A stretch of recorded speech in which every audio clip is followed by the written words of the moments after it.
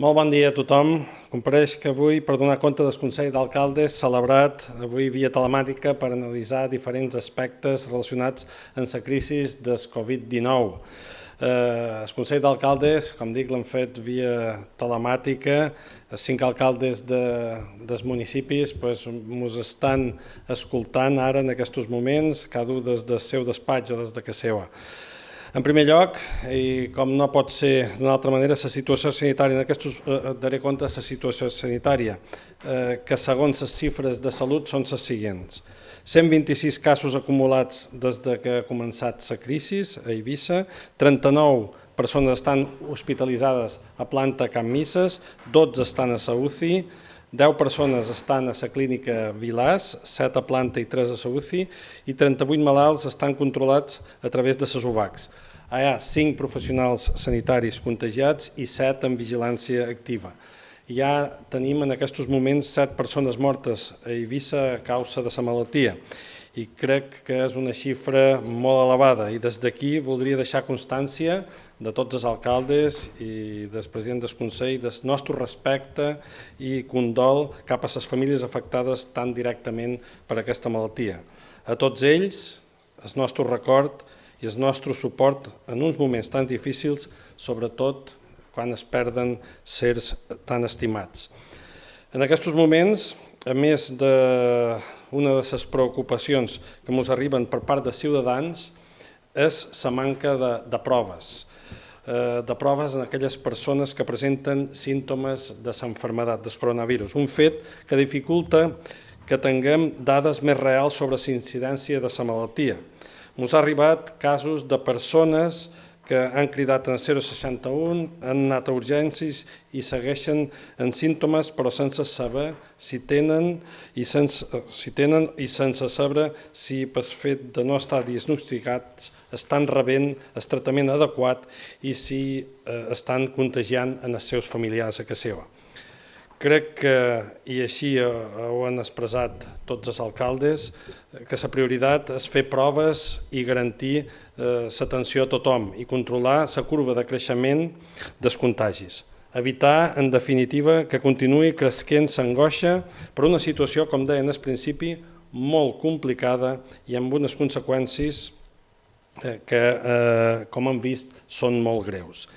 Dit això, des del Consell Insular d'Eivissa s'està treballant de manera coordinada i directa tant amb el govern balear com amb els ajuntaments i diferents agents socials per tal d'establir mesures que garanteixin l'atenció cap a totes les persones necessitades de la població.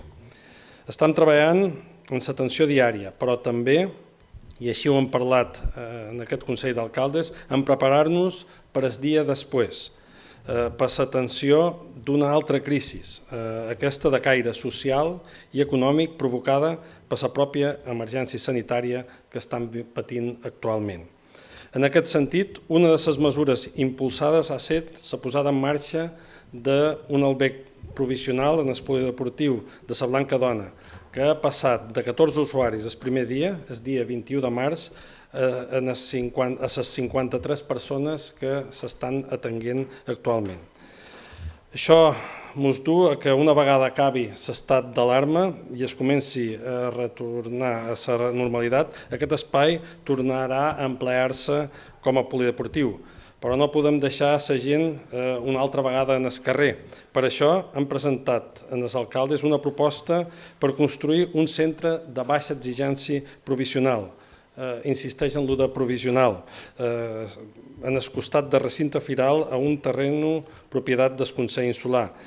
Es denominarà Centre Provisional de la Joveria, que tindrà capacitat per 56 usuaris i donar servei mentre no es faci el centre definitiu que està previst, com vostès saben, en el Gorg.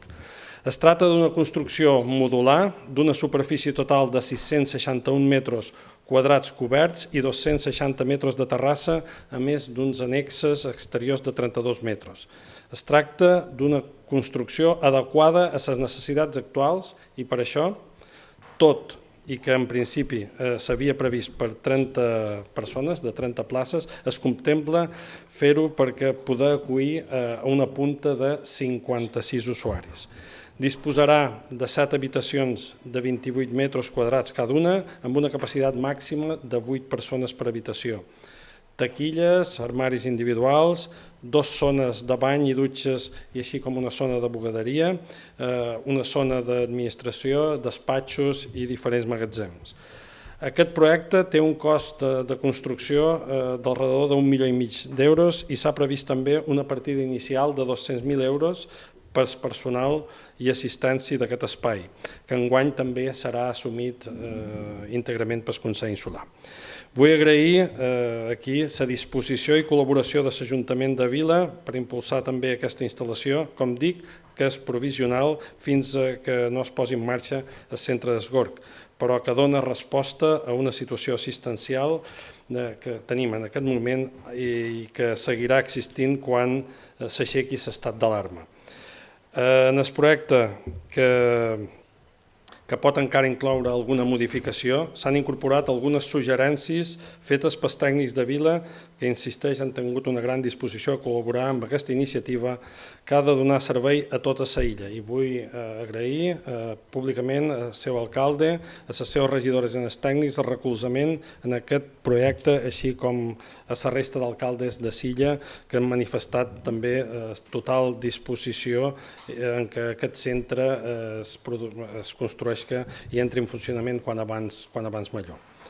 És un projecte conjunt, és un projecte necessari i que, com dic, podria estar llest abans que acabi l'any, estar llest i també entrar en funcionament si tot va com pensam. Dir també que, com a Consell d'Alcaldes, hem acordat fer una sol·licitud formal en el govern central per tal que permeti a les administracions locals puguen utilitzar els romanents a un moment en què ara més que mai és necessari gestionar de manera pròxima, de manera eficaç, aquests fons i donar resposta a les necessitats dels ciutadans, als autònoms i a les pimes.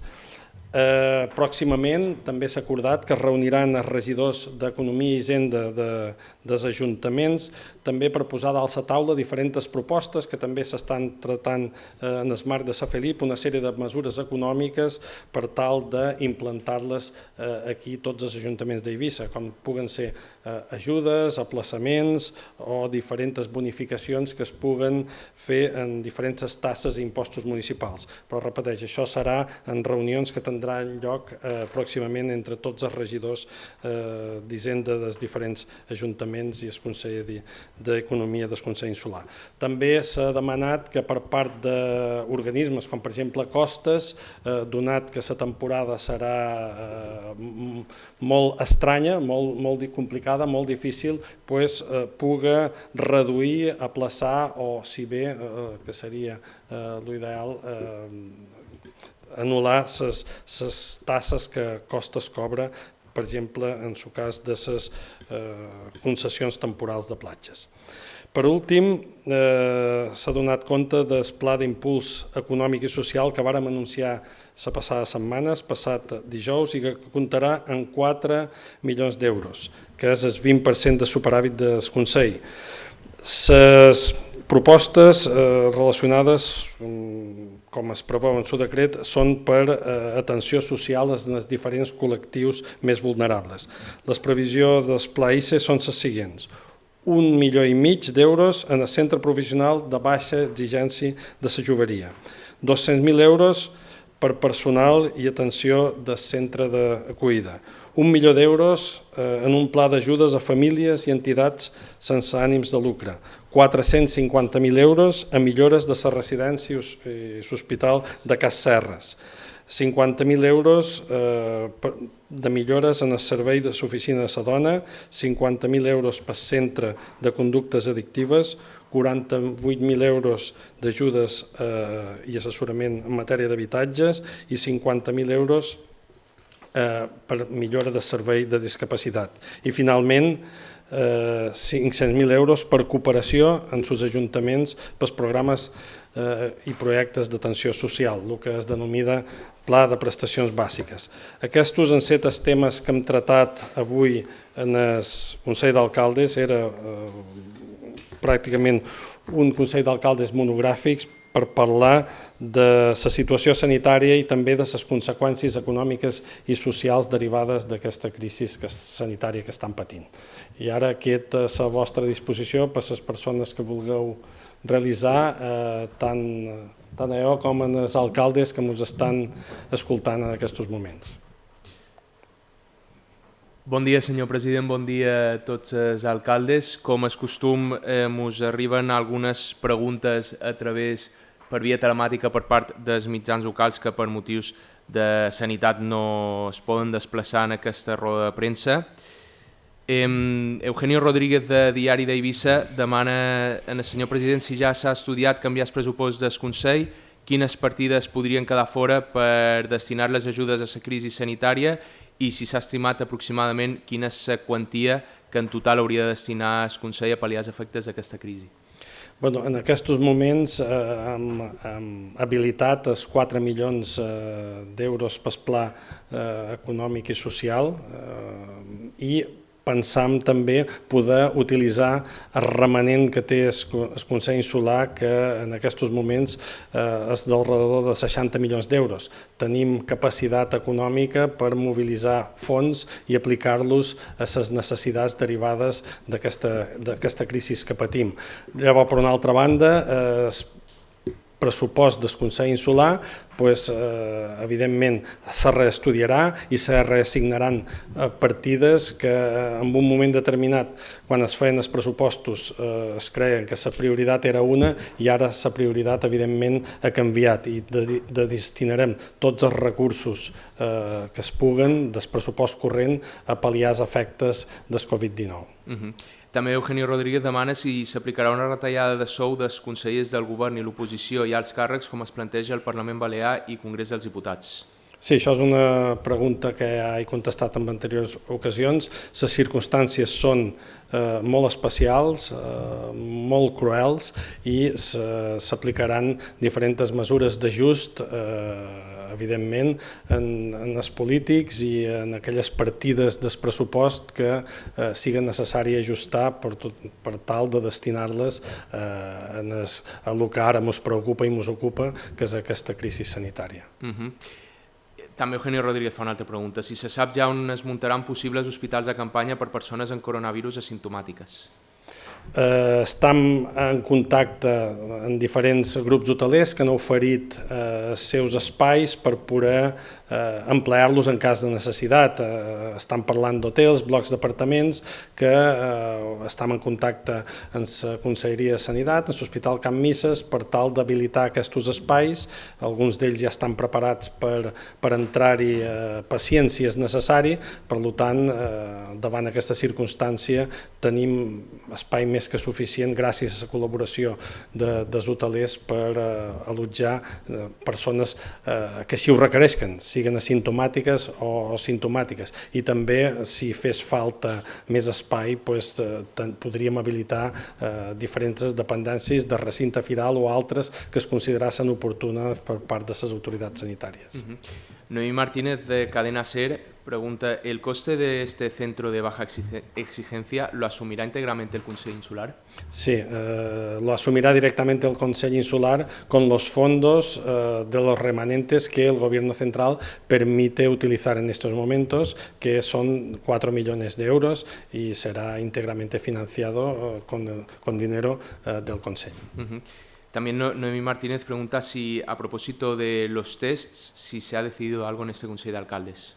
No, lo que hemos reclamado es que se hagan test de manera masiva, que una vez lleguen los test a Ibiza, pues que a la población, empezando por las que tienen síntomas, que se le hagan test, porque ahora se está viendo que hay cierto retraso en hacerse estas pruebas, con lo cual existe riesgo de contagio de los familiares o de las personas próximas a la persona que tiene síntomas, con lo cual lo que pedimos es que lleguen cuanto antes estos test y que se hagan de manera masiva. Esta es la voluntad que hemos expresado en el Consejo de Alcaldes.